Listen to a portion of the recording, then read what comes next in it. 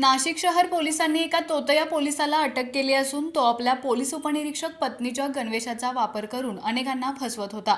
सागर दिगंबर पवार राहणार नाशिक असं या तोतयाचं नाव असून तो गेल्या 9 महिन्यांपासून पोलिसांना गुंगारा देत होता।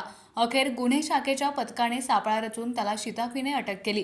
सागर पवार हा आपल्या पत्नीच्या पोलीस गणवेशाचा गैरवापर करून स्वतःला पोलीस उपनिरीक्षक भासवत असे। या माध्यमातून त्याने नाशिक शहरासह अनेक ठिकाणी अनेकांना गंडा घातला होता। विशेषतः महिलांशी फसवणूक करण्यात तो आघाडीवर होता आणि याची सुरुवात त्याने आपल्याच घरातून पत्नीच्या गणवेशाचा गैरवापर करून केली होती।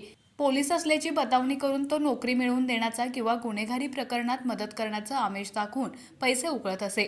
तसेच पोलीस दलात ओळख असल्याचं सांगून तो विविध ठिकाणी वावरत होता। 9 महिन्यापासून सागर पवार हा फरार होता। अखेर त्याच्या मुसक्या आवळण्यासाठी पोलिसांनी तांत्रिक विश्लेषणाचा आधार घेत सापळा रचून पथकाने संशयित सागरला शिताफीने अटक केली आहे।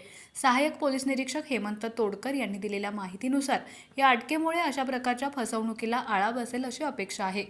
पोलीस स्टेशन येथे महिला फिर्यादी यांनी दिलेल्या तक्रारीवरून मागील 9 महिन्यापूर्वी 580/2024 कलम 204, 205, 115(2), 352, 351(3) याप्रमाणे गुन्हा दाखल झाला होता। सदर गुन्ह्यामध्ये सागर विष्णू पवार हे गुन्हा घडल्यापासून फरार होते। सदर आरोपी शोधण्याबाबत मान्य वरिष्ठांनी आम्हाला आदेश दिले होते।